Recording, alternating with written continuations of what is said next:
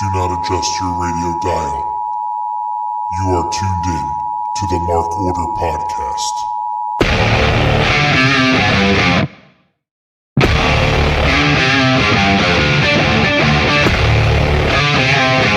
Join the Mark Order.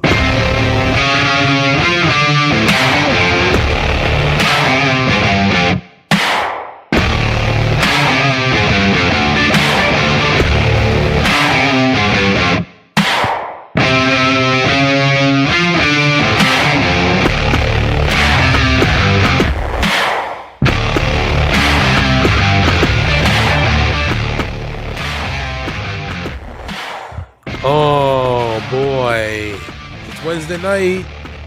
You know what that means. It's time for the Mark Order Podcast here on the Shining Wizards Network. AntMoney here with you with Ryan Schlong, the two live crew, two for me, two for you. Unfortunately, we are down a Kate and a Millionaire Matt tonight, but that's okay. The A-Team is here to get you through the evening, to recap Rampage and recap Dynamite. And Ryan, I even got something in the mail to show everybody. Oh, did your blow-up doll come? No, I don't order blow-up dolls, nor did anybody send me one.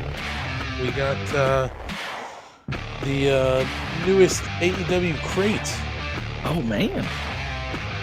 And I didn't peek at it, so we'll get to look at it here. I'm hoping it's all Riho stuff. Well, if you're lucky, it might be. I have no idea. So Ryan, it's just you and I. There goes the music. Last week, we should probably tell everybody, right? So last week, we were on track to do maybe one of the tightest, shortest Mark Order podcast ever. And then fucking maniac Spicy Mark Matt decided to jump in, and that was the end of that. We went like 3 hours. Yeah, he jumped in, and then Kate jumped in, and then things got really, really weird. He jumped in shirtless. We should clue everybody, like, that's true. He didn't just jump in. He jumped in shirtless, which tells you where he was at. Yeah. He jumped in shirtless, and then Kate decided I'm not gonna sit this one out. So she jumped in too. So it became a full house. But man, we were on track to do a tight show. And hopefully we can do a tight one tonight. We're gonna beat what last week could have been. That's tonight. true. That's true. My apologies. I just sneezed, so I didn't want to sneeze in everybody's ear. Oh, and Ryan, you're getting old when it fucking hurts your back when you sneeze. Yes. Oh my God. So if you could tell, I'm not feeling that great today. I got a little stuffiness, hopefully just a little cold coming on. So we're going to keep this tight, Ryan. We're going to keep this tight tonight. Let's do it. The first thing I'm going to ask you, well, actually, you know what, Ryan? Let's look through the crate first, and then I'm going to ask you a quick question. Yeah. A couple quick questions. All right, guys. So this is the Revolution pay-per-view, and the Revolution box, it says it's Monday or Sunday. I'm sorry, not Monday. Sunday, March 6th. I don't know if that's right. Is that maybe last year's card? No, I think that's this year's. Is that this year's? It's weird that it's a Sunday, right? It's March 6th is a Sunday this year. Yeah, because my birthday is the day before, so I remember thinking like, oh, I'll make a joke. People get me tickets. I'm like, but I wouldn't go down there, so be a waste of everyone's time for that joke. Yeah, it's just weird that it's a Sunday. They usually try to do Saturday shows. But it's cool. Now that's the day after your birthday? Yeah, I'm the 5th. That's the day before Mrs. Money's birthday. So 3 good days in a row. Well, the pay-per-view is always good. That's right. So Schlong, let's go through this box real quick. I mean, right off the bat, I like this. We get an FTW sticker. It's missing a Z.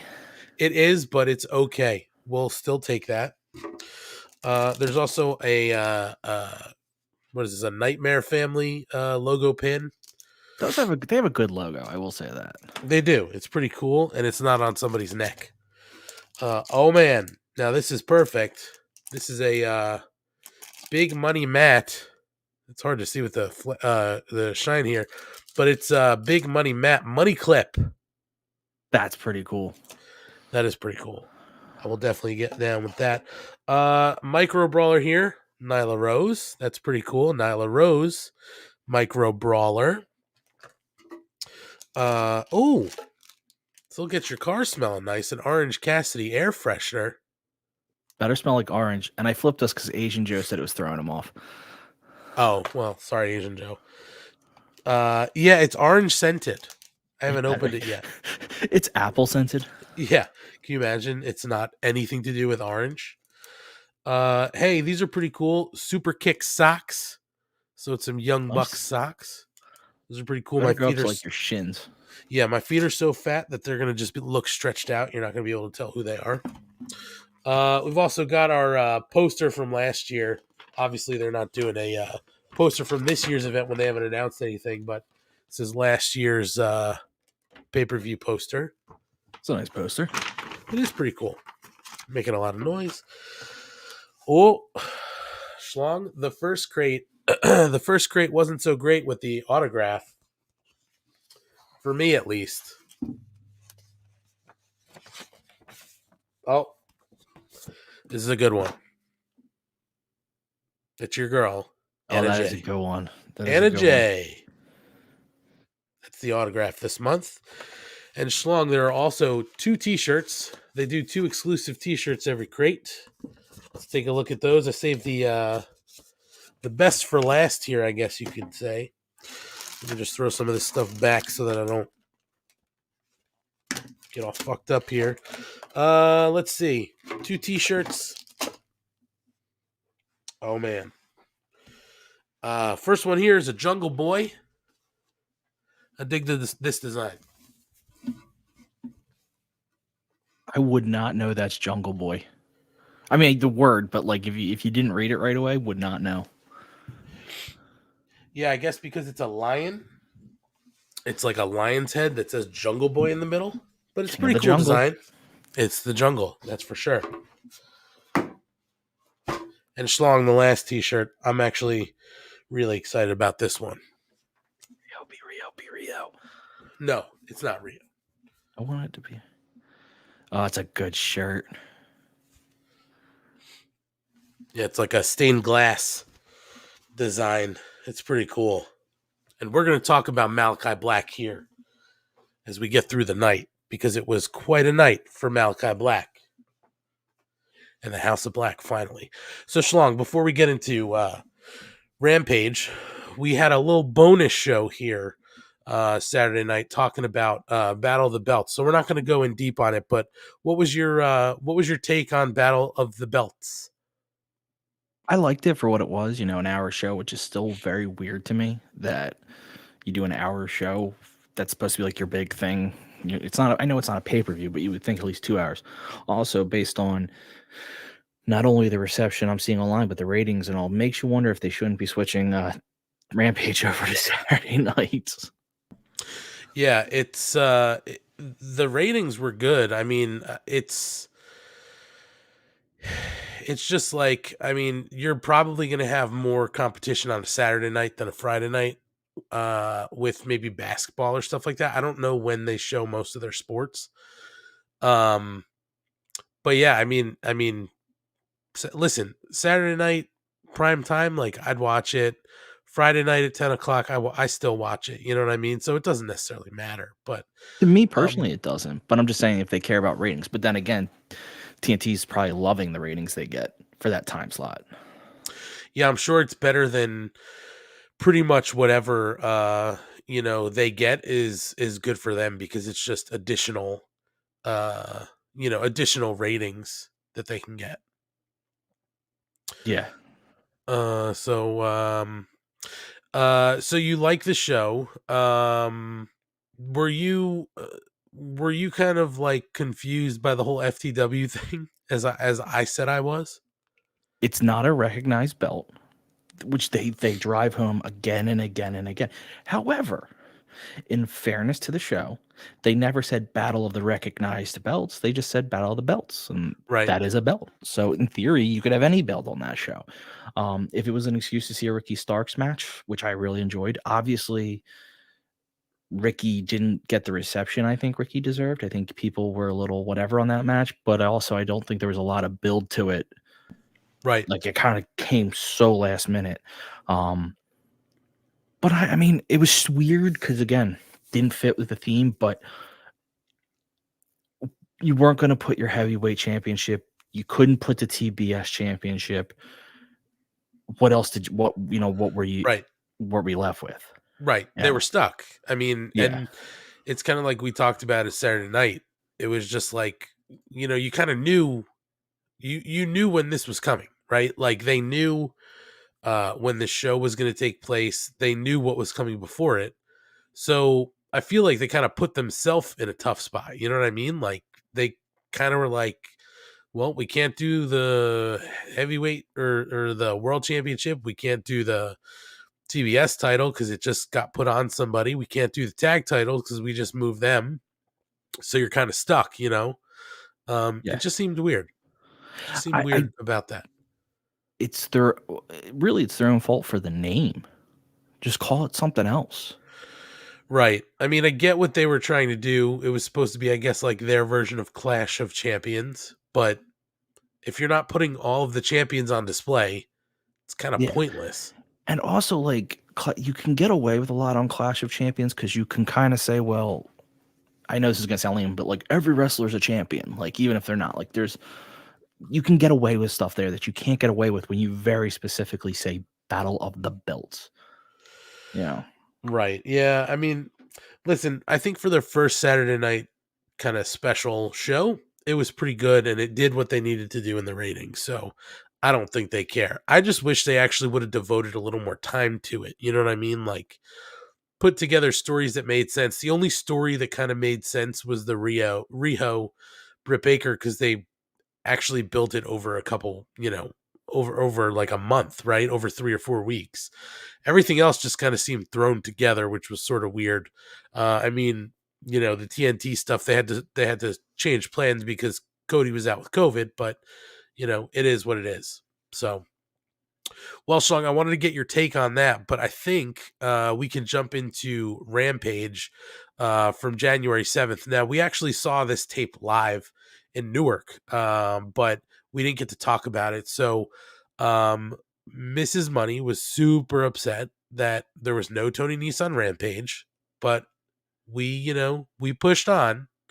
And we opened up with Cole and Jake Atlas, and unfortunately, Jake Atlas injured himself during this match. Look, the last I had seen, I didn't really look into it further. Schlong was that he blew out his knee, landing on a springboard jump, and Cole took advantage.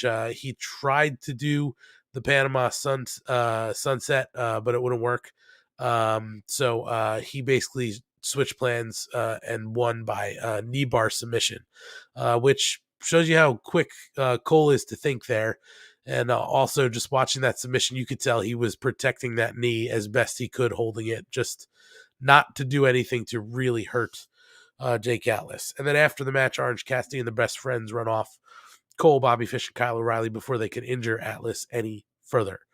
Schlong, it sucks about Jake Atlas, right? We had just seen him on Dark, and now first match on Rampage on regular television. He looked pretty good. A different sort of look for AEW. And it sucks. He's hurt. I don't know how long he's going to be out for, but I don't think it's going to be a short period. Well, there's a couple things. One, I think he looked better than pretty good. I think he looked awesome, and that's just be hyperbolizing your words. Sure. He was very, very, like, just a good style. It was a really great match. If the match didn't end the way it did, people would be talking him up majorly, like Dante Martin levels hype up. I give Adam Cole credit. It took him a couple seconds to recognize that there was a real injury, but as soon as he did, he did it. He ended it perfectly. Like you said, he protected the shit out of that knee in that in that finisher. I will say, while you were talking, I pulled up Jake Atlas's tweet, and he said, I'm going to skip the beginning of it. Sure. My knee will be just fine. Thank you guys for your concern. I won't be going long. So maybe he did get Okay. some good news. Maybe that The is good news, yeah. Well, like there's Maybe it certain was just a injuries, sprain and it wasn't a full-blown tear or something like that. or like a meniscus, which can really fuck you up in the moment, but is generally speaking easier to go than like an ACL. Right. I, Well, I that would don't, be good news. That would be good news for sure. yeah, because he looked fantastic, which goes further to my argument of they're gonna at some point in time, if obviously trios title is the way to go, but they're gonna almost have to create a division for wrestlers of that level because they just have so many guys who are of like Yeah. super, for lack of a better word, elite level wrestlers. Well, I think we've talked about it here before, almost like an X division, right? Like they could put some sort of like X division together. Obviously, they don't have to call it X division, but like a lightweight X division, some sort of high flyer sort of singles belt. They certainly could. Trios titles, I think, make the most sense for them to bring in at some point. Your idea of that kind of like match structure makes no sense. We're not even going to talk about that.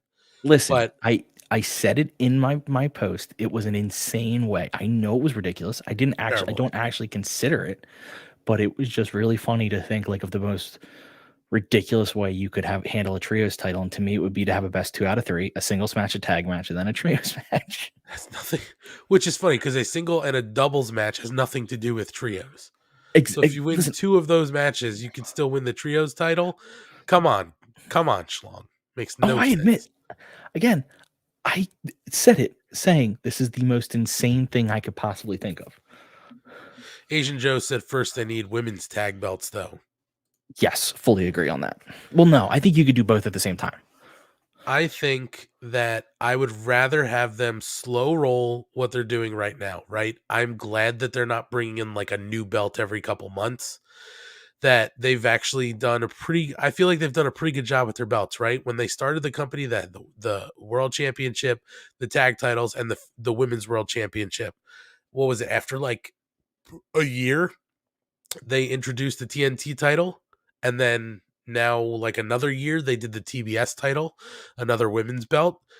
I'm okay with the way they've been doing that. So if the next thing they give us is at some point towards the end of this year, going into next year, they say we're going to do trios titles, I'd be okay with that. If they do the same thing and they say we want to do women's tag titles, going into next year, some sort of tournament or whatever they want to do, I'd be okay with that too. I don't necessarily need them to just throw a bunch of titles. I'm glad that they didn't kind of open up this company with like 80,000 belts because we see how messy that can get in some other companies. But yeah, I mean, listen, trios titles, women's tag belts, same time, different times, it doesn't matter to me. I think both are a good idea. So I'm more on I get what you're saying. I kind of want trios almost right away, only because they've now overloaded the roster with talent. You're talking, you have a lot of singles guys they brought in. They have a lot of tag teams they're still sitting on. It is the easiest way to utilize guys all at one time. You're talking 6 guys every time. There are a lot of guys who are going to be coming up, Ryan. That's the other thing too, is there's a lot of contracts that are going to start coming up. Like I know, we talk about him being like the greatest thing in AEW since basically this company started, but like Marco Stunt, right? His contract is coming up. Nobody knows what's going to happen with him. Peter Avalon too. Peter Avalon, actually, his contract, I believe, was supposed to end in mid-December, and it's still going, but nobody knows if it's just been extended or re-signed. Nobody's sure, but we are going to have a lot of guys, Ryan, that are coming off.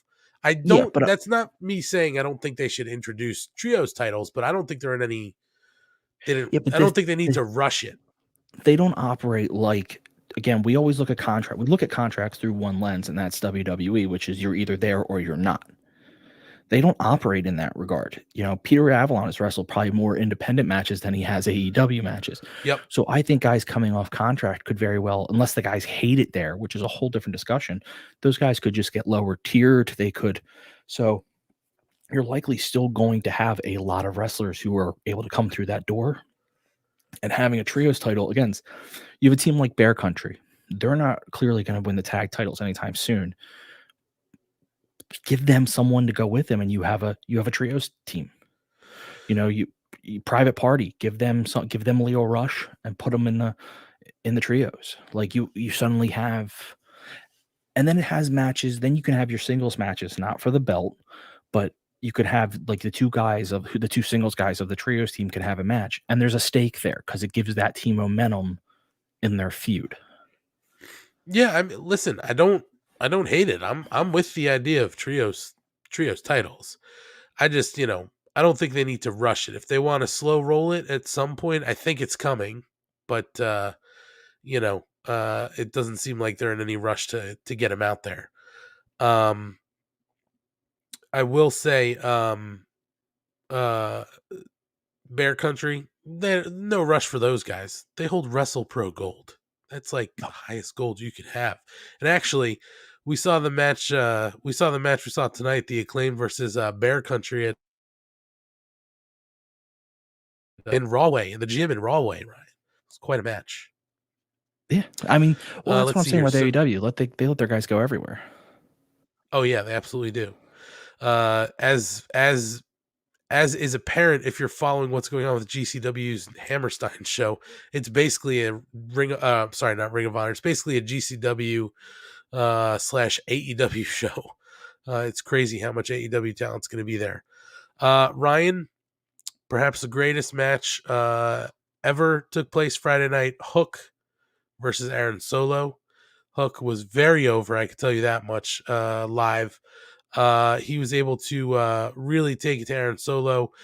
He put him away with the Red Rum submission, which is really the Taz mission. And then afterwards, QT Marshall gets in Hook's face because Hook kept the submission on Aaron Solo after the bell. QT had a problem with that, so he hits the Tazplex on QT Marshall and then makes his way off. Again, Schlong, Hook is super over, looked pretty good in the ring. Third professional match. The man is 3-0. He is smooth as fuck, which is the most shocking thing to me. Again, there's been wrestlers who catch on quickly. I can't remember one in a long time who's this smooth. I think, truthfully, you got to look at NXT, and there's Braun Breaker over in NXT who's at this level of a guy who's just starting out, who's super smooth. It's insane to me how some guys just are so smooth. I will say they've been very careful in picking his opponents, which has been great. You give him Fuego, who sells like a motherfucker. You give him Bear Bronson so he can beat up someone bigger, and Bear Bronson's quite good at selling and being a wrestler. And now you give him Solo, and Solo has grown on me over time as they've allowed him to get more and more personality. But he's a very good wrestler. So you knew that going out there with Hook, he was going to make Hook look great. And now it looks like you're going to give him QT Marshall, and I mean, QT's going to make him look like $1 million. So not only is Hook good, they've been very smart in who they're putting him up against. They haven't tried to give him anyone who might, for lack of a better term, expose any of his weaknesses. Yeah, and there's the story with Hook too, right? And QT Marshall, right? Because he was training at the Nightmare Factory, and QT said he was really the one responsible for teaching Hook everything he knows.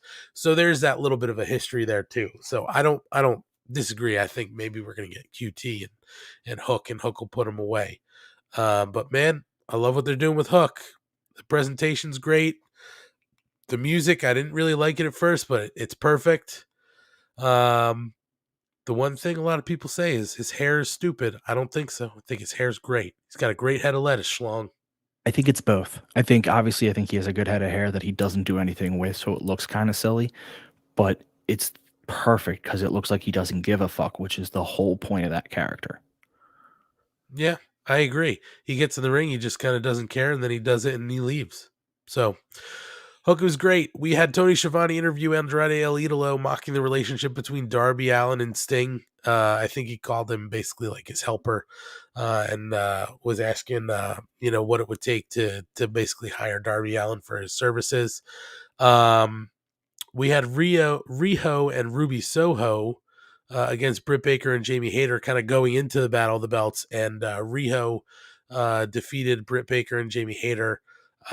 Baker basically gets upset with Hayter after the match and leaves the ring without her. But all was well once Britt Baker won that Battle of the Belts match. So this was clearly just a build to that match. We had Dan Lambert and the Men of the Year cut a promo shitting on Tony Khan's booking and says they'll keep a close eye on the interim championship at Battle of the Belts. So clearly, I think, Schlong, that, Scorpio Sky and Ethan Page are going to be lurking around that title at some point, but it's just frustrating, man, because they don't need Dan Lambert. They really don't.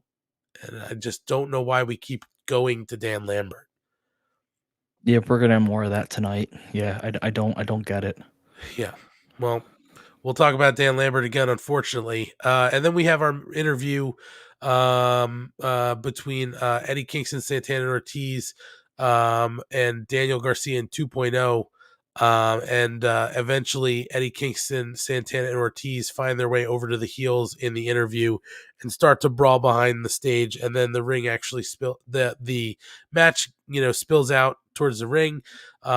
We have the bell, and eventually Santana, Ortiz, and Eddie Kingston defeat Daniel Garcia in 2.0. So the bad guys are sore losers. They attack the faces after the match, and then they tape Eddie to the ring ropes, and that's when Jericho throws down the headset from the commentary table and storms to the ring to make a save. The heels run off, and the show goes off the air. But Schlong, clearly this whole Eddie Kingston, Chris Jericho thing is not going well. Their relationship is not well. We will talk about it more tonight. But did you enjoy this anything goes kind of street fight? There was a lot going on in it. I can tell you live, it was hard to kind of follow everything. It played way better on TV. Yeah, I really enjoyed it. I think street fights are awesome. I think we knew that Santana, Ortiz, Kingston, they're going to be good, and I think 2.0 with Garcia were just as good. So yeah, I can see that not being great in person because you have three guys. Like, you need the camera cuts to get what's happening in each moment, what's the best move, rather than trying to follow all three with your eyes, because I would get confused and lose it.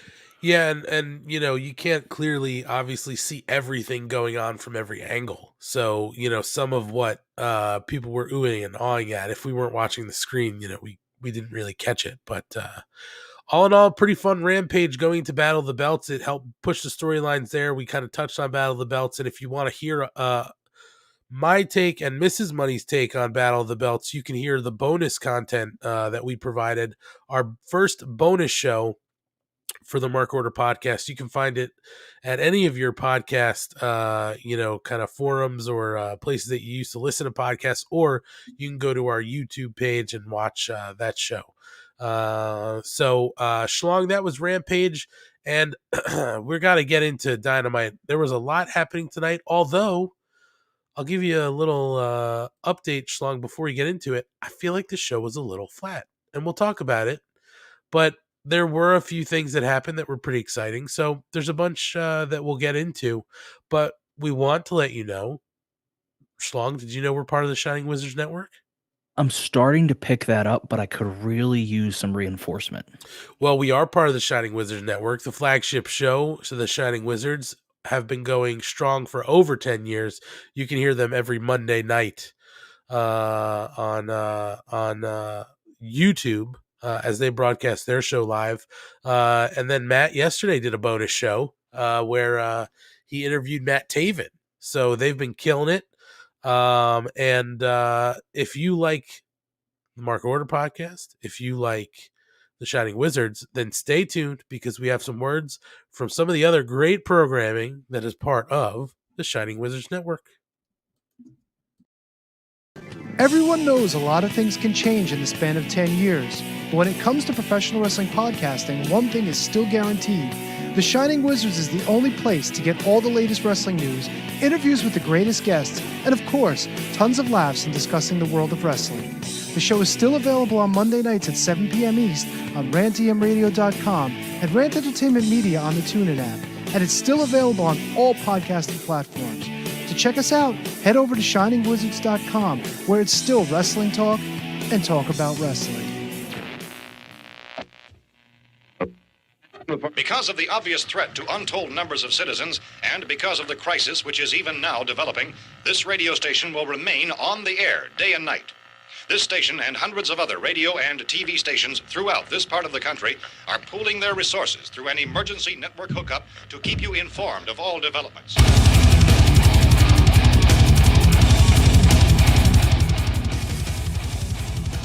Horns up, everyone. When on the Shining Wizards Network, be sure every Friday to check out Radioactive Metal. Radioactive Metal is one of the longest running podcasts on the interweb. And every week we bring you a fist full of metal, including interviews with all your favorite artists, discuss all the metal news, and feature the best tunes on the air today. So grab a Lemmy, join your cool Uncle Snowy and co-host Aaron in the pit. Your recognized symbol of excellence in sports entertainment broadcasting from the current to the way back. Join the impact player Phil Rea and the Portuguese man of war Choppy for the Turnbuckle Throwbacks Wrestling Podcast, live every week on rantemradio.com. Get all our episodes over at iTunes, Stitcher, TuneIn, Audio Boom, Google Play, ShiningWizardsNetwork.com, and TurnbuckleThrowbacks.com. Are you tired of being told what to think and believe by Hollywood elites and politicians who just don't care about you? Tired of not getting the truth when you watch the news? Tired of trying to figure out what pronoun to use? Tired of mob mentality when all you want to do is think for yourself and make up your own mind? That's where we come in. This is Justin and Vince, your hosts of Inconclusive Breakdown. We are a weekly anti-PC podcast bringing you entertainment and current event news without any spin. If you want to truly stay informed on what's going on in the world, then give us a listen every Sunday, anywhere you get podcasts, at least till Zuckerberg and Twitter Jack deplatform us. And as always, we're proud members of the Shining Wizards Network. Tired of the PC police telling you what you can and cannot say? Want a show that travels back to the 80s and 90s, where the badass hosts have beaten down cancel culture on 3 separate occasions and carried on to gloat about it? Since 2013, The Midnight Jury is that show. Travel back to the malls and arcades, pop in your VHS, and join us where the 80s and 90s return from the dead. Conan, tell them where to find us. WLWstudios.com, home of the Midnight Jury podcast, hosted by Midnight Mike and Calvin Brody.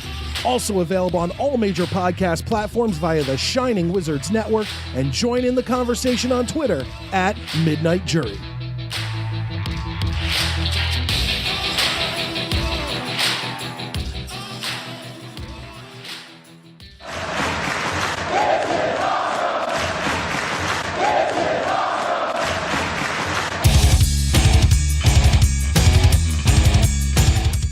What's up, wrestling fans? You want something awesome?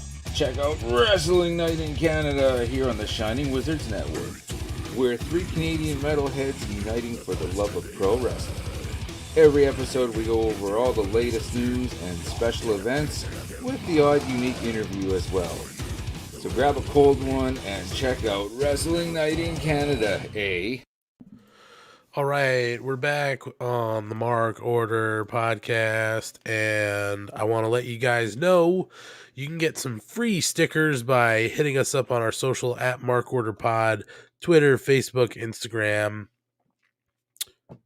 wherever. Send us a DM with your name and address, and we'll get them out to you. I know that, I can't remember. Somebody asked me the other day, I'm going to be sending some to Canada. I just haven't gotten a chance to get to the post office as I started feeling under the weather today, and work has been kicking my ass. So they will be on their way. I have not forgotten. They are on their way. I apologize. I just can't remember right now because my brain is jelly and I can't remember who asked me. But Ryan, I'm going to be sending out stickers. So if somebody wants stickers, what should they do? Hit us up with a DM and I'll send them out anywhere in the world. All right, so let's see, Ryan.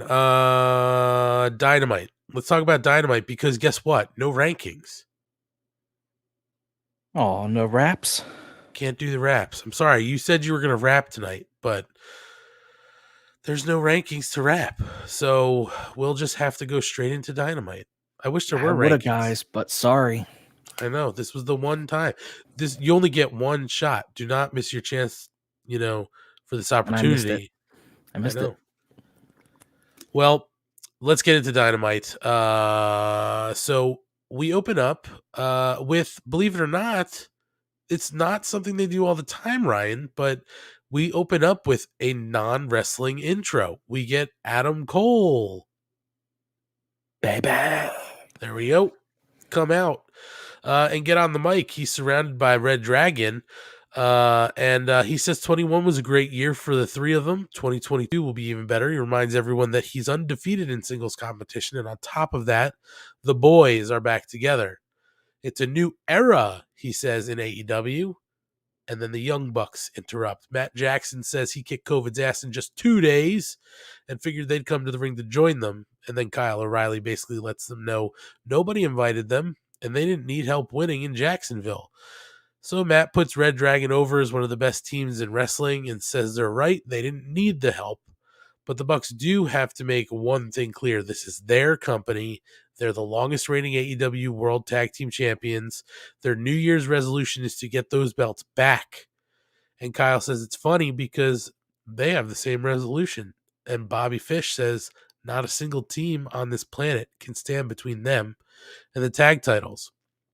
And Cole tries to spin it all as, sort of friendly competition, says that that's what makes them the greatest faction in AEW history, compared them to the best friends, who are an absolute joke.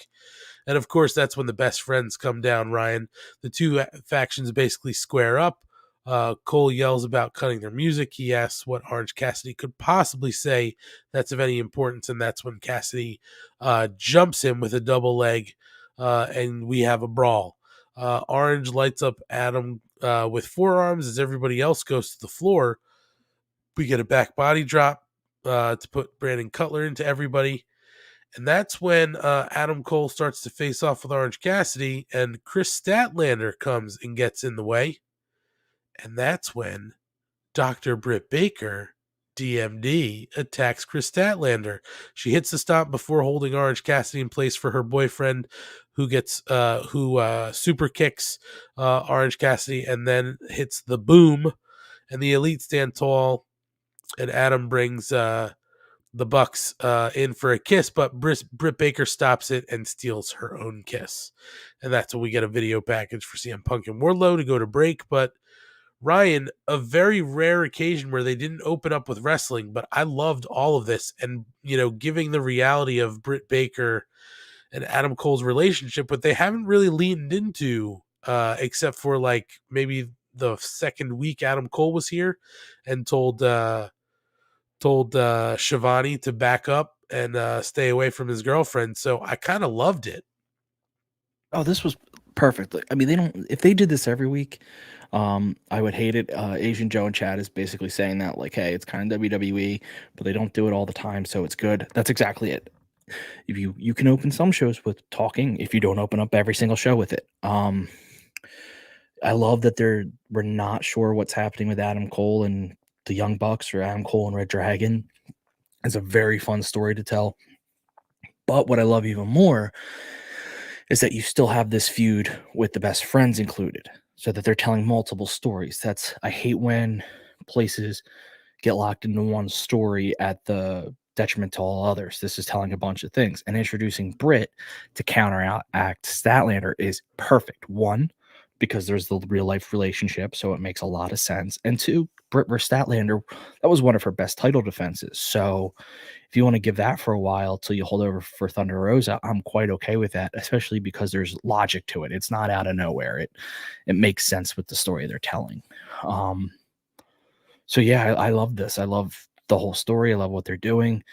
And we're going to get some really good matches out of it, so I can't even complain about that. Yeah, as you said, like,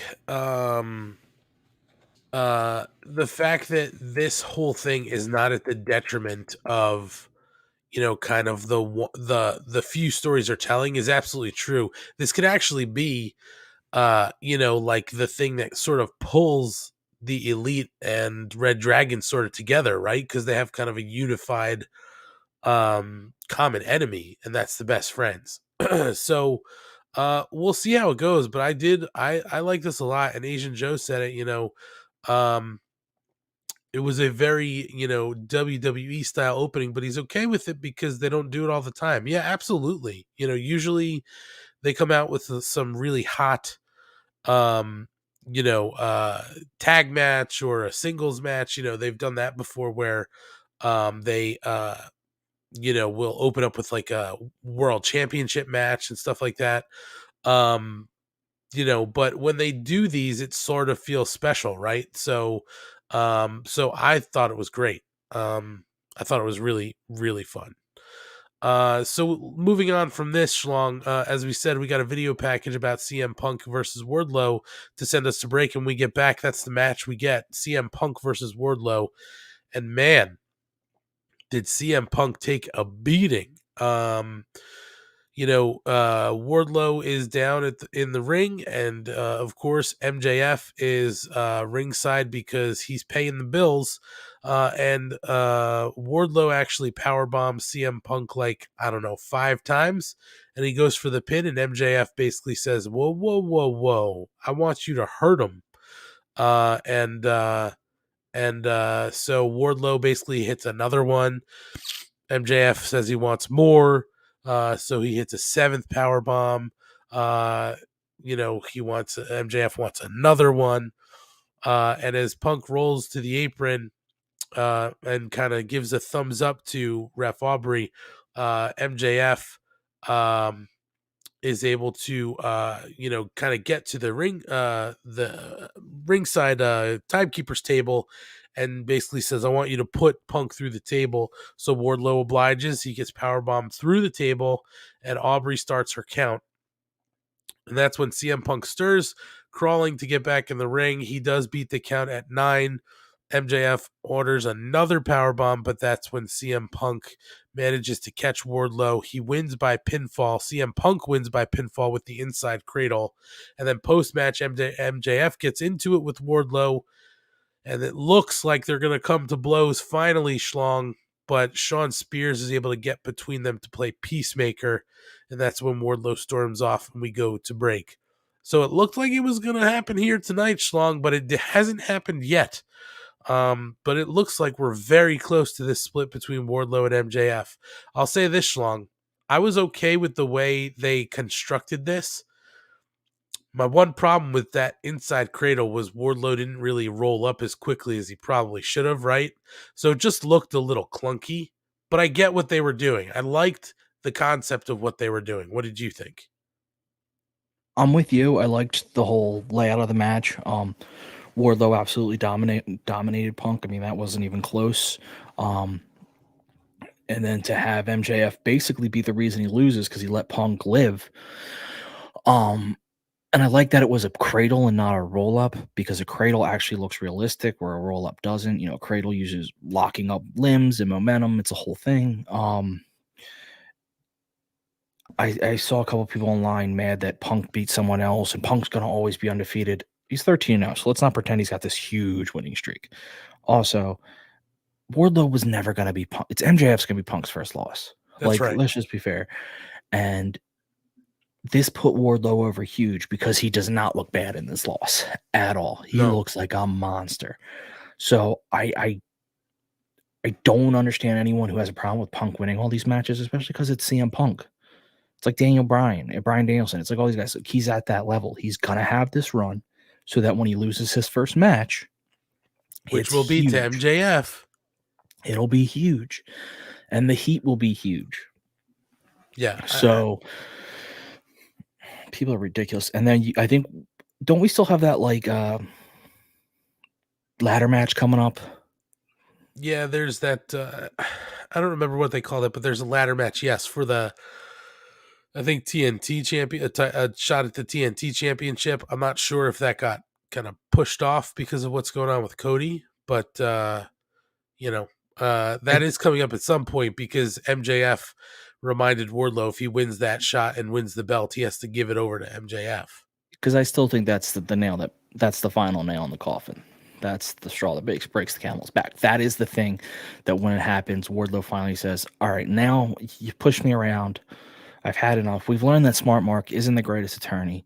So he's going to find some way out of that contract, and he's going to beat the shit out of MJF, and it's going to be awesome. Yeah, it's coming. It is certainly coming, and we'll talk about MJF again. And I agree with you. The inside cradle was definitely the right move instead of the roll up. The best part of it was MJF, locked his legs, locked his ankles, and his legs around Wardlow's. That looked really strong to make it seem like he couldn't get out. It was just the actual roll up to the inside cradle that looked a little clunky, but I give it to.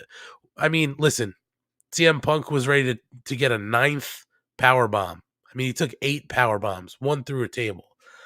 I mean, he doesn't have to do that. He's doing it because he wants to, right? So yeah, I mean, this made Wardlow.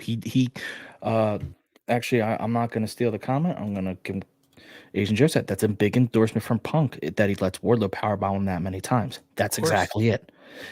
Punk has the authority. Punk could have just said, absolutely not. I'm not going to make him look that strong. And Punk said, in fact, I will make him look like the most dominant motherfucker in this entire company. Yeah, absolutely. And it worked. He got him. Yeah. He powerbombed him 8 times, and he only lost because it was MJF and his greed, and it was an inside cradle. So it wasn't like he got his ass beat by CM Punk and was made to look like a fool. So I loved it. I think that, like I said, we'll talk about MJF in a little bit, but we are certainly heading towards some sort of big match against CM Punk and MJF. Schlong, we go to Dante Martin versus Powerhouse Hobbs. They start to brawl.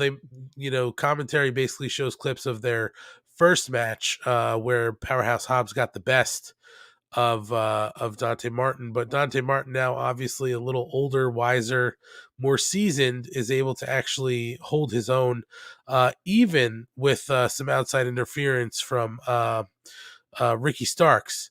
So as Dante Martin is getting towards the end of this match, Jay Lethal is able to run out to cut Ricky Starks off from interrupting, and Dante is able to take advantage. He wins by pinfall this match, and him and Jay Lethal run off before Ricky Starks could get any sort of retribution. So I'm not sure what's going on here with Jay Lethal now. It's sort of weird. Maybe Leo Rush was not available tonight, but it just sort of seems weird, Schlong, right? Like, what did Jay Lethal have to do with this? Because Dante Martin, as far as I know, doesn't have any ties to Jay Lethal. What did you think? I loved the match itself. I thought that was very good. Both guys looked strong. Dante got a solid win, a real win. There was nothing, but since it was 2 young guys, one of them was gonna have to get the win. But they both look good. I'm with you. I don't understand the Lethal thing. Now, I could think maybe they're setting up a trios match because you have Hobbs, Hook, and Starks versus Leo, Dante, and Lethal, because I guess Darius isn't ready to come back yet. I don't know for sure. Though in fairness, we haven't seen Dante with Leo since they did that thing, have we? No, I don't really think we've seen them together since he signed the contract with Team Taz. And then obviously, he, turned his back on Team Taz pretty quick. I don't know what that was, but we haven't really seen him with anybody. It almost seems like they're sort of fighting for his allegiance again, right? Like, it's sort of weird. Yeah, I don't know what the plan. I mean, to me, the plan was always fight until Darius comes back, and then have him be like the only one who has ever actually cared about me is my brother. But we'll see. Lethal obviously comes with his own issues that people talk about, and they know a lot more about than I do because I'm not as well informed on that subject. From a strictly TV show point of view, he's a good wrestler. He will put on good matches. But he did kind of come out of nowhere, but this is one of those cases where let's see where they go with it, because this story has taken a bunch of twists and turns already. Yeah, I mean, I don't know where they're going with this story, and I'm with you. I thought that this was all going to kind of lead up to his brother coming back, and it seems like um, maybe his brother's not ready to come back as much as everybody thought he was. But either way, listen, I love seeing Dante Martin on television. He's having good matches. The guy is always kind of flying around, just doing these incredible moves, getting so much air. So I love anytime we see Dante Martin on television. But I just don't know what's going on with the story. It seemed like they were going one way and then they kind of abruptly pivoted. It is sort of, I'll give Kevin Grifo credit here because we're thinking along the same lines. KJG from the Shining Wizard says, I think it builds up Dante that everyone thinks so much of him that they take interest. I agree with that, but this is the first time we're seeing anything from Jay Lethal in, relation to Dante Martin. So we don't necessarily know if he's taking interest or if he's got some sort of issue with Ricky Starks. Like, it just seemed out of nowhere. That's what sort of fell flat for me. Yep. But yeah, I mean, I think moving on from this, Schlong, we'll see what happens with Dante Martin and Jay Lethal. I like your idea of maybe a trio or a tag match with Team Taz. But moving on directly from this in the show tonight, the Inner Circle gets interviewed backstage. They are announced as PWI's 2021 Faction of the Year. And Chris Jericho says that since day one, their mission statement has never wavered. They're here to dominate the company and be the biggest, baddest band of blood brothers the industry has ever seen. If 2.0 want to get involved in Sammy Guevara's match tonight, they'll certainly take care of it. That's when Eddie rolls up and says he doesn't care about Sammy. He wants Daniel Garcia because he jacked his knee up. And further, Jericho is why Ortiz and Santana haven't been tag team champions yet. And Chris tells Eddie to get the hell out of their business. Santana tells everybody to get their shit together and leaves. Eddie asks Ortiz for some backup, but he leaves as well. And Jake Hager also walks out. Jericho also tells Eddie that he's welcome to be at ringside tonight, but if he gets involved, Chris might just kick his ass too. So Schlong, we are certainly leading to Chris Jericho, Eddie Kingston. Again, something I never thought I needed or wanted to see, but I'd be down for this. Me too. I'm interested to see the build to this though, because it feels like they're almost trying to make Jericho the face in this, and as history has shown time and time again, you cannot be a face with Eddie Kingston in the feud. He will get the cheers, especially because he's not wrong. Santana and Ortiz are always wrapped up in other people's feuds. That's why they're not going for the tag titles. They are always dealing with someone else. So I definitely want to see the match, and I'm very interested to see how it plays out. Yeah, I mean, clearly, 2.0 and Garcia are kind of like, what should bring everybody together, but egos are sort of so big, right? That's what's kind of causing them to bump heads. I sort of like that story. But yeah, let's see how they continue to build it. I like it. We'll talk more about 2.0 and Garcia as we get to the main event of the night. But after this, we get an impromptu MJF promo. And he calls out CM Punk and says he knows he's in a world of pain, and Mock congratulates him on the win tonight, and that everybody knows Punk got powerbombed to oblivion and it was a fluke victory, but he's not going to win next week. He's going to personally make sure that CM Punk takes his first L in AEW. There's no more running, no more hiding. You want the match, you got it. You're going to get CM Punk versus Shawn Spears. What a fucking asshole. Schlong, we didn't think we were getting MJF and CM Punk that quickly, right? So this is just, again, perfect MJF being a weasel and hiding behind his faction. Correct. And I'm very interested to see how they let Punk go against Shawn Spears. Obviously, they're not going to have Punk get dominated like they would by Wardlow. So I'm wondering, is it very close, or does Punk look super strong in this to the detriment of Spears, but to the strength of Wardlow? It's going to be a real interesting time. Yeah, I think that you know, what I'm just glad that they didn't kind of throw on that match was like make it a chairs match, because remember that's what he did to Jericho, the labors of MJF. He was like, you got to go against Spears, and Spears can use a chair, right?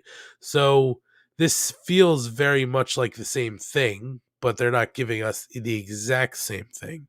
So we'll see how it plays out. But listen, CM Punk is money on TV, so let's see what he can do against Shawn Spears. Moving on from this, we get Adam Cole, the Bucks, Red Dragon, and Britt Baker cutting a promo on the Best Friends backstage. Britt Baker challenges Orange Cassidy and Chris Statlander to a mixed tag team match next week. So that should be fun. Dynamite next week, we'll get Britt Baker and Adam Cole versus Orange Cassidy and Chris Statlander in a mixed tag match. Hangman Adam Page makes his entrance and gets on the mic. He says he spent 90 minutes the past 2 months in the ring against the best in the world. He's poured sweat and blood to float a battleship, enough sweat and blood to float a battleship to keep the greatest prize in wrestling, and it's still his, goddammit. But 90 minutes isn't enough. It's a new year. Records have reset, and the Hangman needs a new challenger. That's when our favorite Ryan enters, Dan Lambert.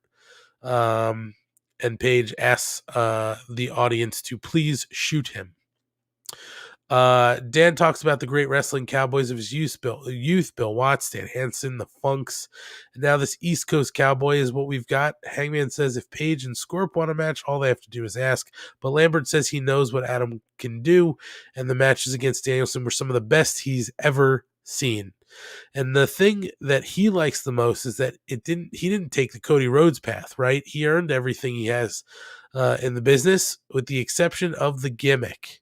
And he comes across stealing a legacy completely full of cowboy shit. And Adam says turning down a 6-figure contract isn't cowboy shit, and tells Dan to come to the ring, let him shove his size 12 boots where the sun doesn't shine. And that's when Lambert goes to make his exit, but Schlong, surprise, surprise, Lance Archer is back and looking like he's in fine shape.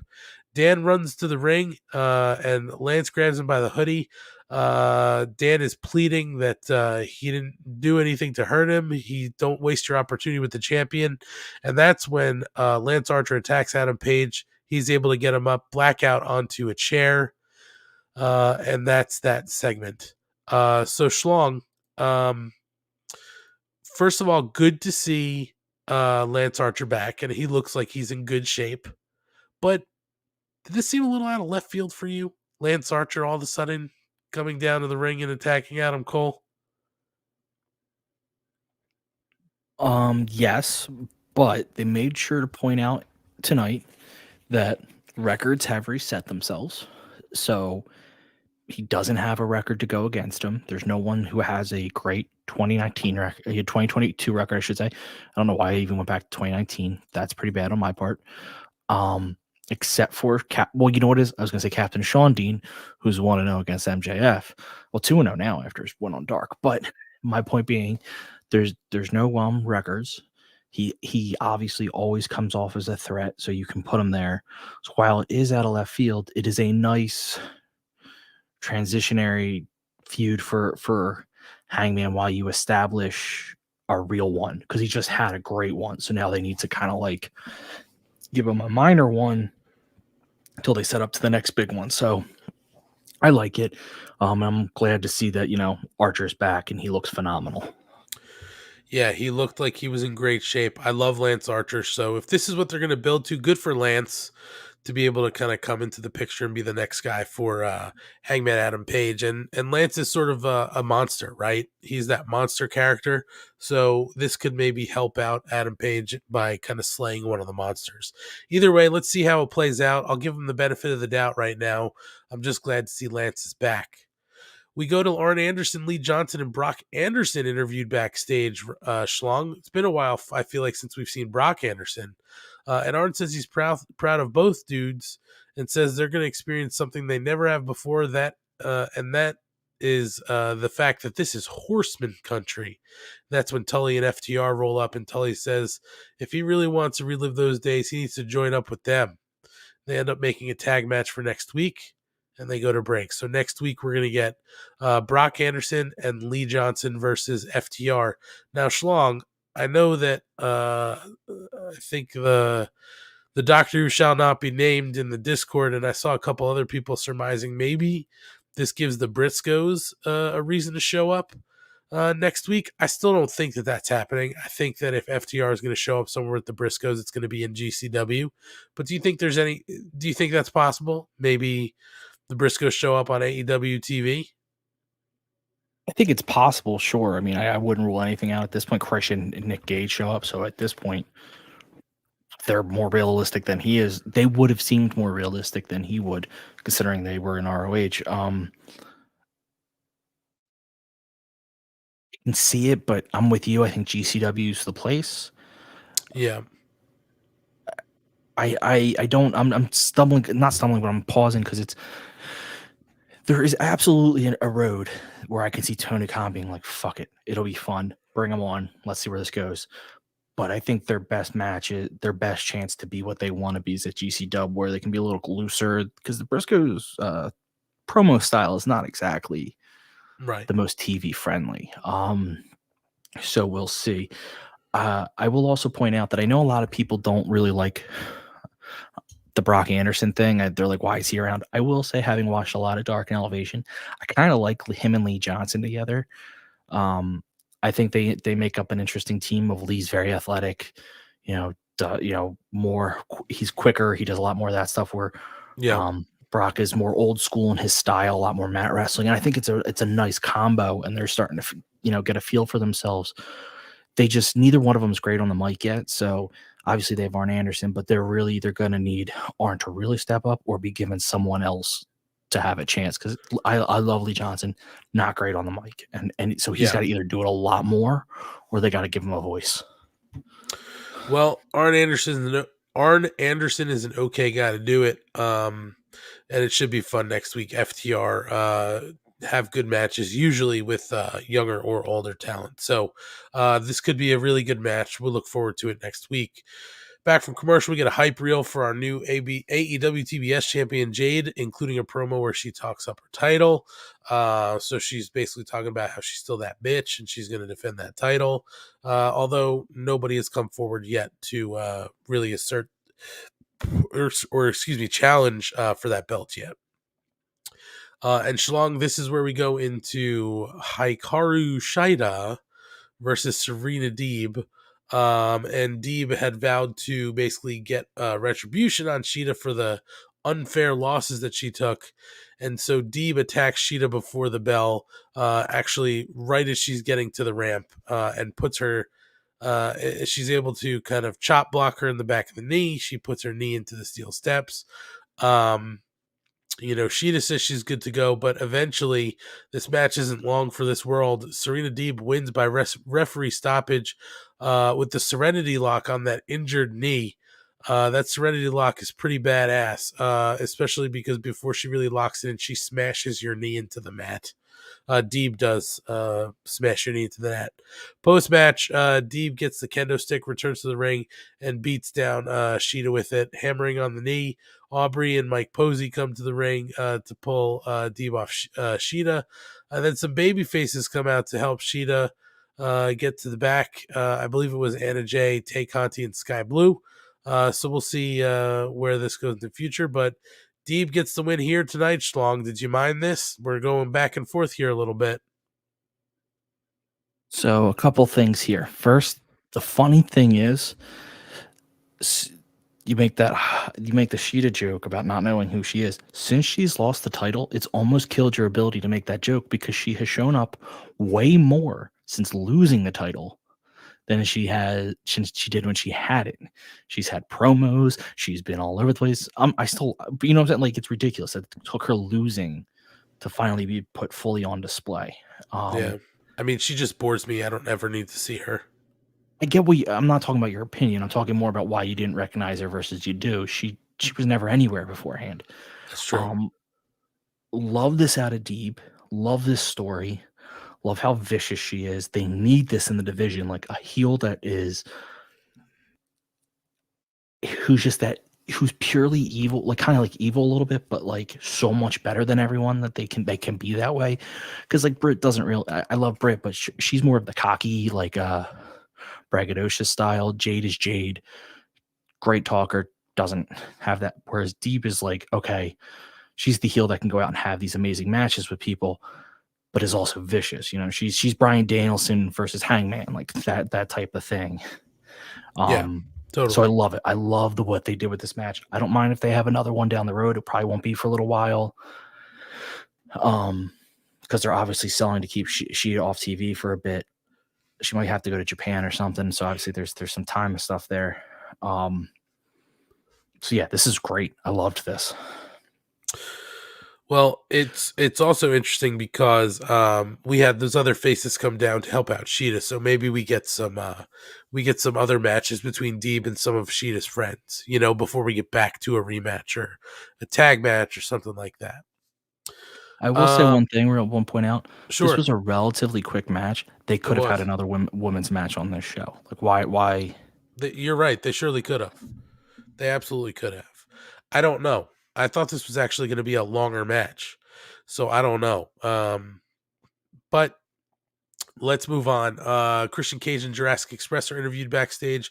Jungle Boy talks about wanting a challenge, and the Beaver Boys roll up to make their case for getting a title match. So Johnny Hungy and Alex Reynolds will get a title shot on Friday Night Rampage.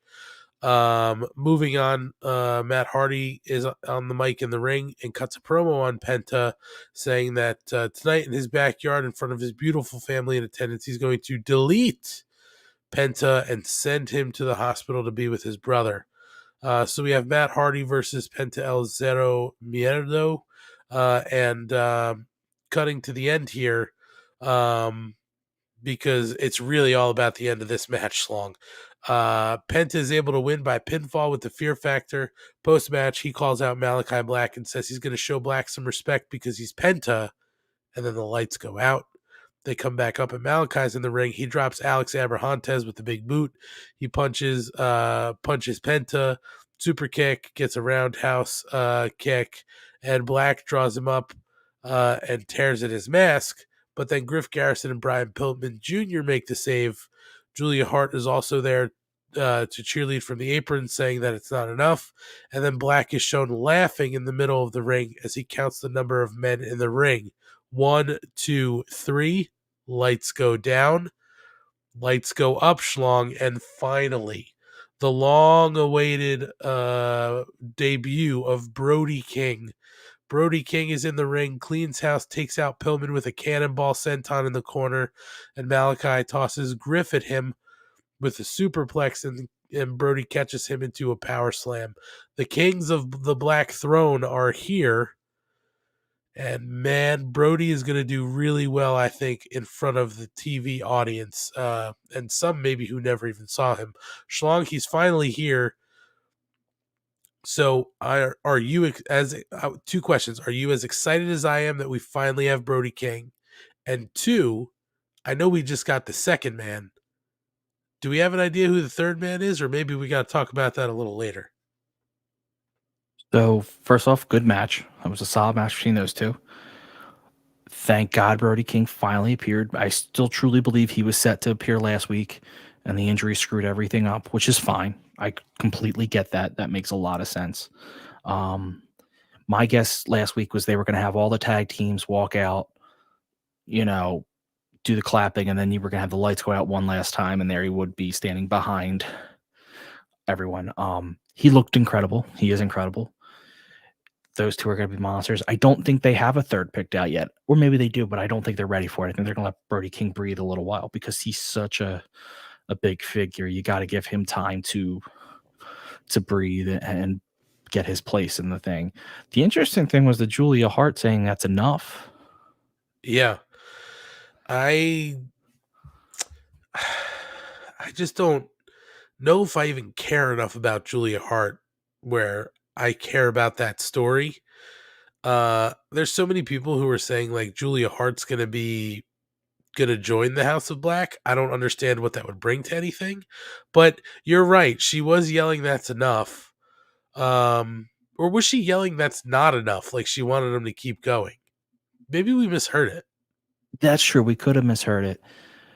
I'm going to be 100% honest. My fear is she's going to take off that patch and something's going to be up with her eye, and I don't want that. Well, I got that theory for another guy, and we'll talk about that coming up. Yes, Pac, but I know where you're going with it. But either way, I don't want that because I don't want the supernatural element. Yeah. For Julia Hart, there's nothing there to get me to care that much for her to have some sort of supernatural element. Whatever. I'm sorry. I just don't get it. But Brody King, man, it's exciting. He's there. He looked great. And the crowd seemed to know who he was, right? And even if they didn't, he's a big dude who can move. So I think they'll quickly understand what he's all about. So good to see Brody in the ring. We go to Chris Statlander being interviewed backstage about her mixed tag match next week, and Layla Hirsch gets upset and asks if she thinks that's selfish because they have a tag team match on the books for Friday night, and Red Velvet tells them she needs both of them to work together. So clearly Layla Hirsch still having problems with her cohorts, but we will get a match Friday night. Layla Hirsch, Red Velvet, and Chris Statlander versus the Bunny, Penelope Ford, and I can't even remember who the last one is. Schlong, do you remember who the last person was? Nyla Rose, that's right. Thank you. So Layla Hirsch turning heel here, Schlong. I can't wait for that to happen. We go into Bear Country versus the Acclaimed, and let's just cut to the end here, Schlong, so we can kind of get through the rest of the show. The Acclaimed win by pinfall with the mic drop from Matt Caster on Bear Bronson. I thought this was a pretty fun match. I'm totally sorry. I forgot there was post-match antics, and before the match, during the rap, the Acclaimed call out Sting and Darby Allin. So post-match, as they're leaving the ring, the Acclaimed, Sting's music hits, the Icon makes an entrance, Darby Allin also appears from the ring, takes out Max Caster with a dive, and Sting whacks Anthony Bowens with the baseball bat. The fight goes back to the ring, and then Darby hits a back elbow in the corner. Sting hits a Scorpion Death Drop. And, the issue here between these two groups isn't over. So, Schlong, fun match between Bear Country and the Acclaim. Nice to see Bear Country on regular television, huh? Yeah, I like that match a lot. I like both those teams. That was a lot of fun.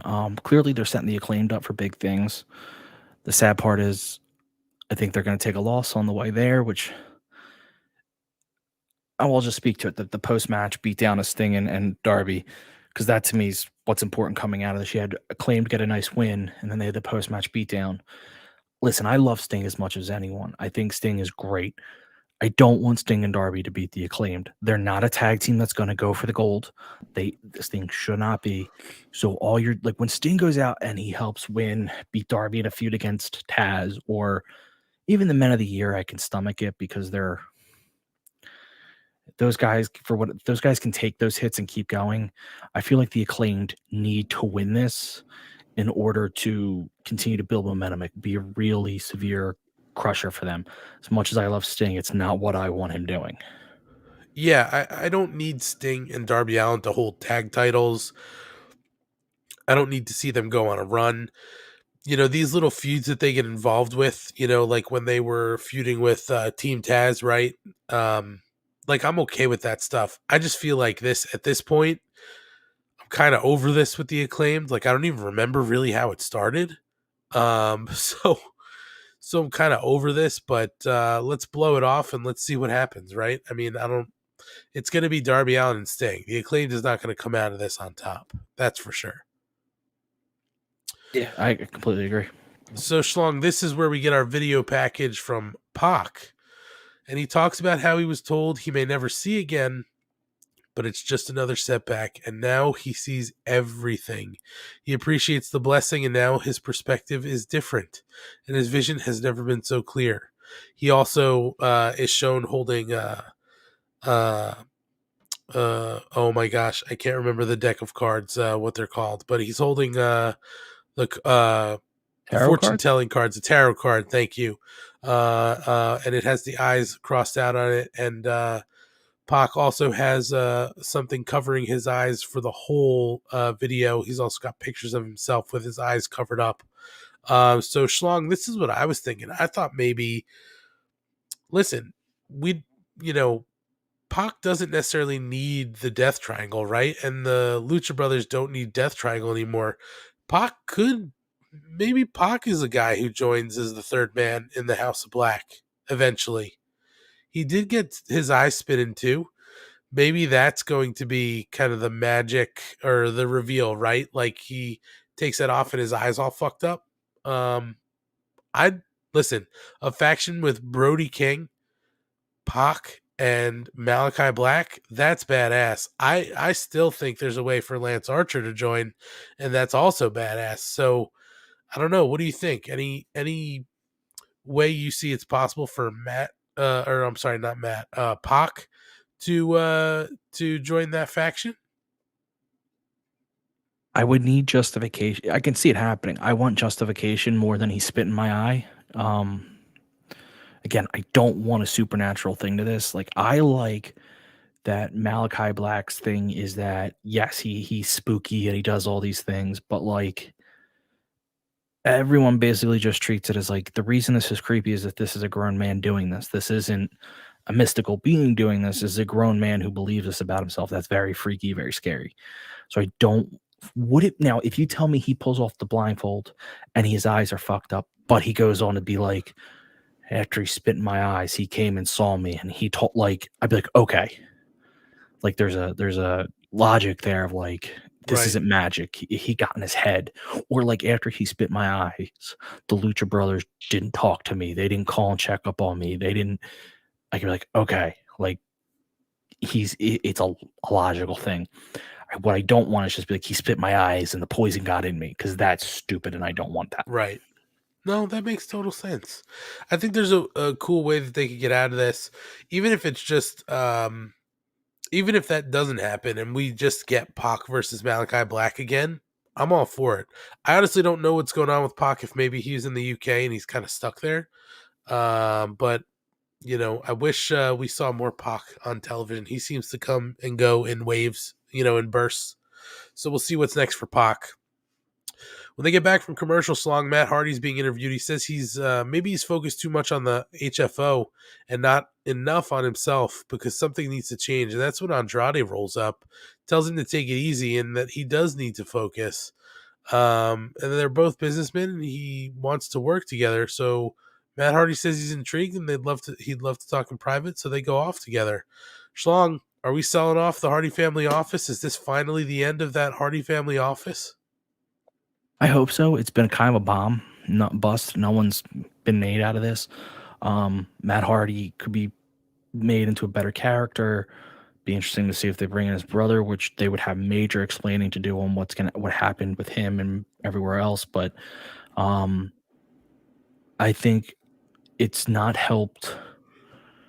The two that it's helped are the three, I guess technically three. The three that it's helped are Butcher and Blade and the Bunny, mainly because Butcher and Blade have been hurt. So it's given the Blade something to do while Butcher's been out. And the Bunny's just kind of been doing her own thing. It has not helped Private Party like it should have. So I really want them to go off either on their own or find someone who's actually going to use them properly. Yeah. And let them rebuild themselves up. So this needs to end because it just hasn't worked out like they wanted. It also seemed like Private Party was a little taken aback that they weren't invited into the conversation, right? So maybe this, starts to kind of pull everything apart, which I'm with you. Private Party, this hasn't worked out for them. I like the heel characters they've become, but they really haven't done too much. So we'll see what happens. Schlong, we're at our main event of the night. Daniel Garcia versus Sammy Guevara for the interim AEW TNT Championship. So as we do get towards the end of this match, let's skip ahead a little bit here. 2.0 does eventually come down to hit ringside and beat up Chris Jericho. They're able to throw him into the barricade and cheer on. They then turn to cheer on Daniel Garcia. Sammy hits a short arm knee. He's got to also fight off 2.0. And eventually 2.0 does kind of get fought off. And Sammy Guevara, wins by pinfall with his Feast Your Eyes. To retain the interim AEW TNT. Oh, I'm sorry, it's not Feast Your Eyes. What am I talking about? Go to hell, GTH. To retain the interim AEW TNT Championship. Post-match, David Crockett shakes his hand, but 2.0 jump in and beat Sammy down. That's when Chris Jericho runs 2.0 off with the bat and ends up getting in Eddie Kingston's face.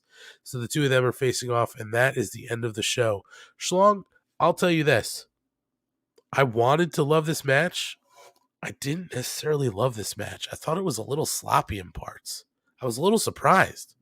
Sammy looked tired. What did you think?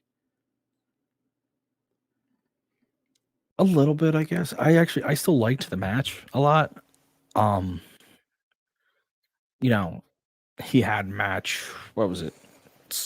Saturday. He's probably just a little beat up. 2 matches of this caliber back to back. One of them's going to suffer. But I really liked the match. I think this was what I wanted. I mean, listen, it's not at the level that Garcia's had, but Garcia's had with others or Guevara's had with others. I will admit that. Like, they weren't. This isn't going to go down in either's best match or even in the top 50%. But it still was an okay match. Like, I still enjoyed it. This is what I wanted from Guevara. They just didn't seem to jive to me, right? Even Asian Joe said, well, it wasn't just you, Joe, because he said Guevara and Garcia looked like their chemistry was off. That's how I felt, to be honest. That's how I felt a little bit. I mean, that happens. There's matches all the time where the guys just don't, for whatever reason. You have two of the best in the world, and they just don't seem to click. But because they're both so good that even when their chemistry's not good, they could still put on an okay match.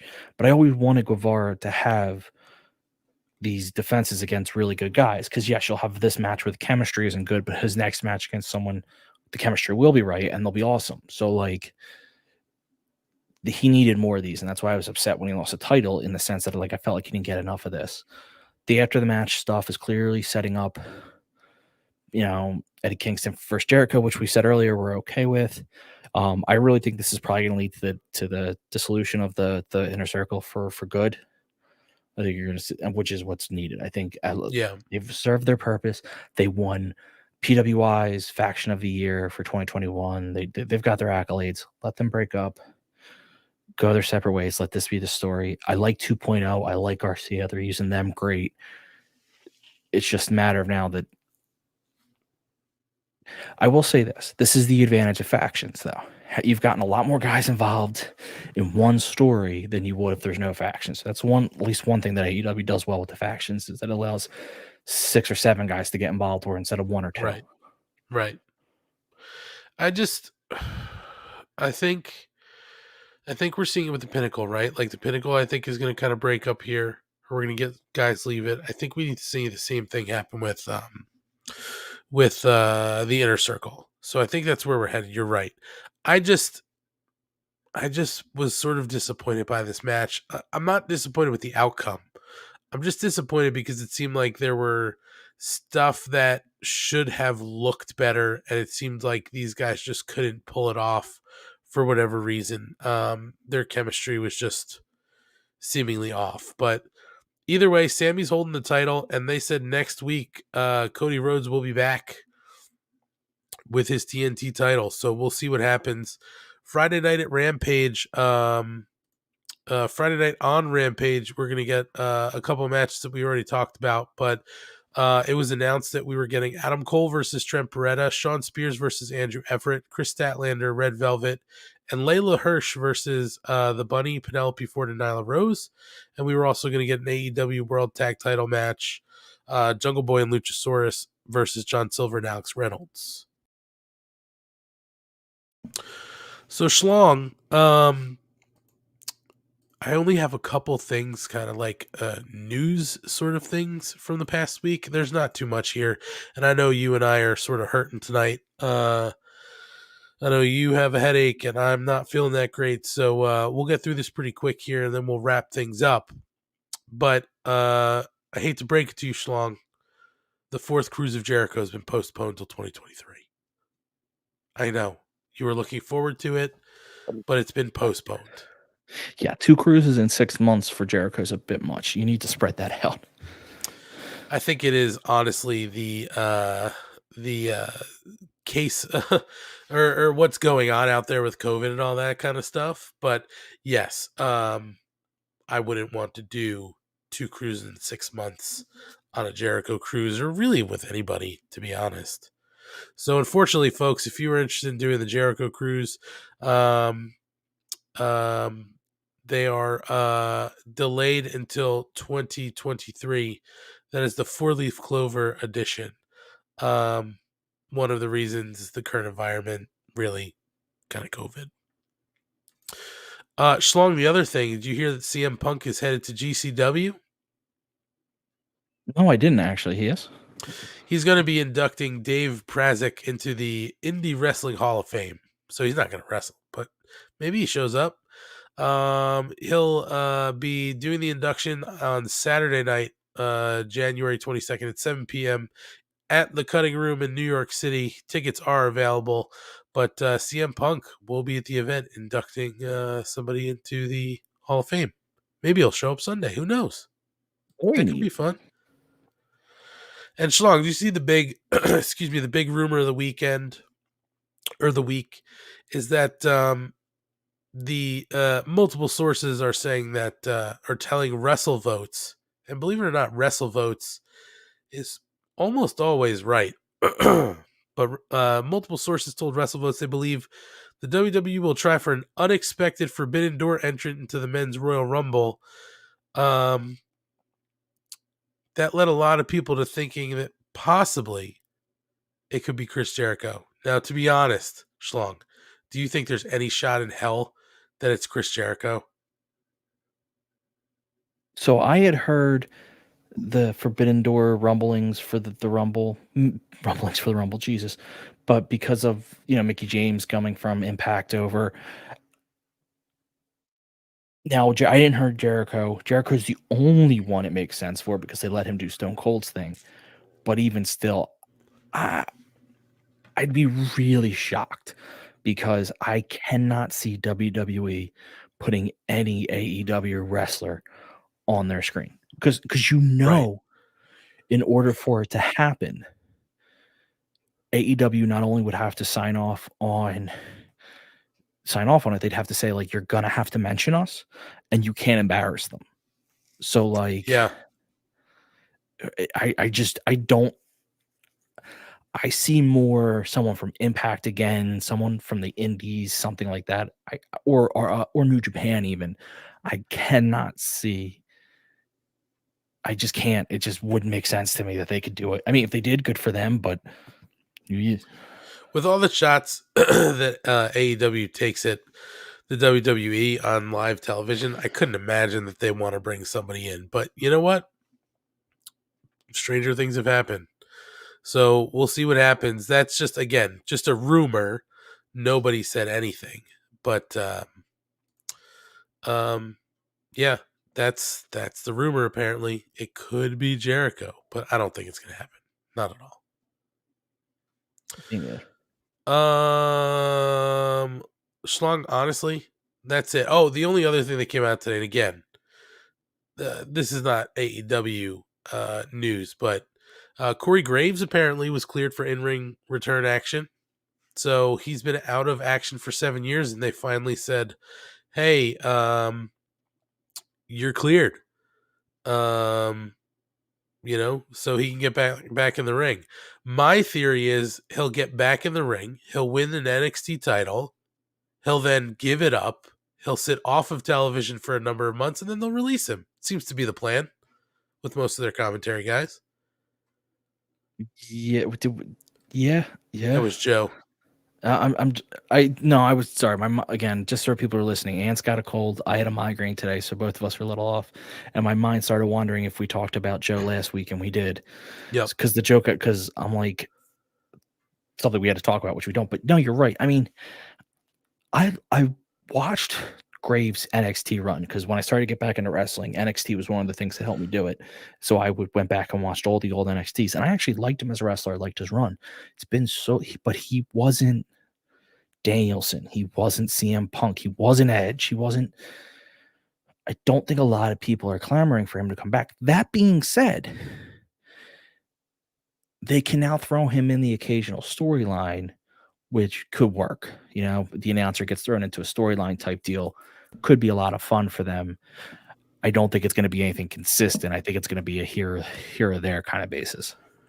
Yeah, I mean, listen, good for him that he's cleared for action. I'm sure that he's wanted to wrestle again, you know, at some point over the last 7 years. It's just, it just makes me think of Joe when I heard that news. I'm like, that's what they did with Joe. They said, sure, like, you can come back and wrestle. You're cleared for action. And then he won a title, and they made him hand it over. And then they said, you're not cleared to wrestle anymore. And then eventually released him a second time. So it just makes you wonder what the logic is there or what changed for Corey Graves. But good for him. Let him wrestle. Yeah. Guy likes to wrestle. Let him wrestle. Agreed. And as Asian Joe said, he could make a good mouthpiece for someone, and he could. Now that he can take a bump, it adds. You can might put him in as a manager because the threat is there that he could get power bombed or something. Yeah. No. Absolutely.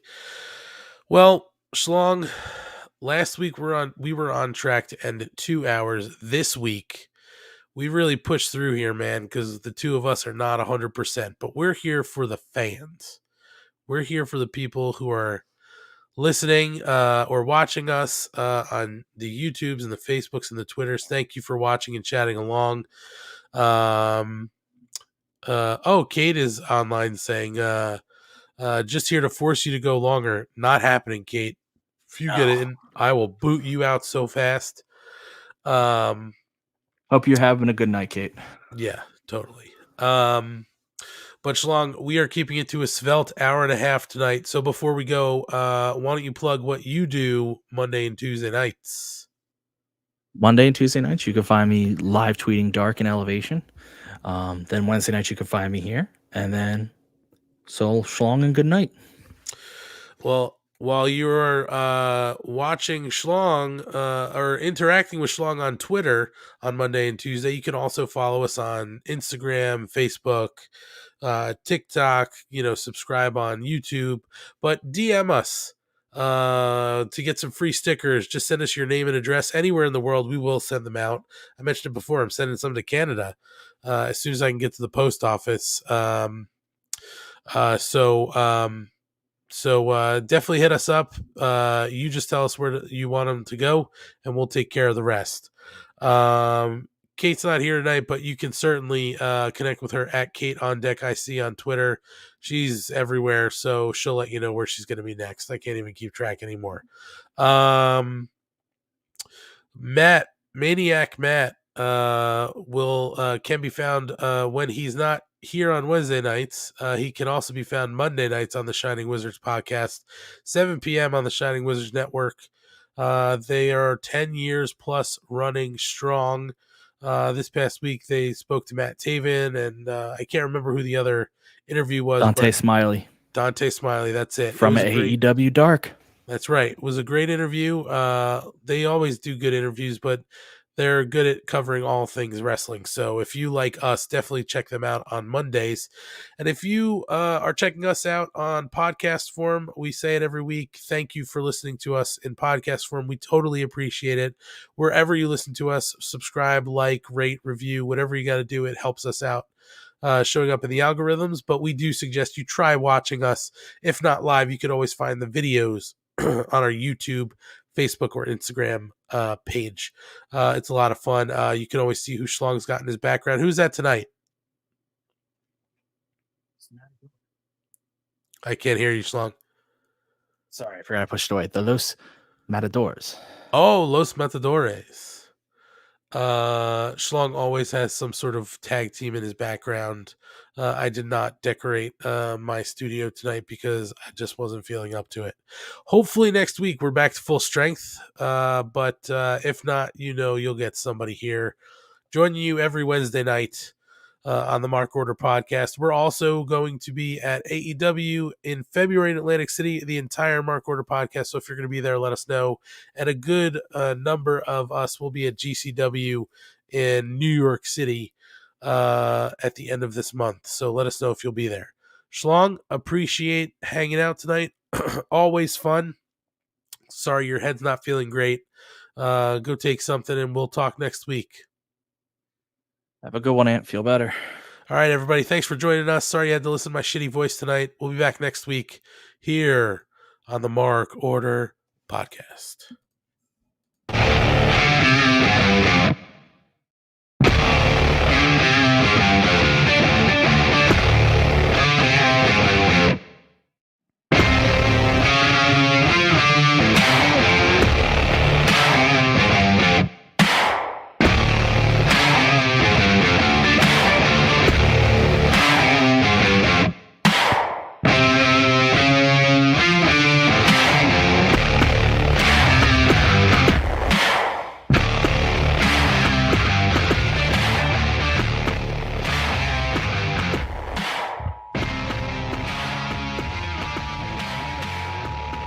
This concludes the Mark Order podcast. We now return you to your regularly scheduled programming. Join the Mark Order.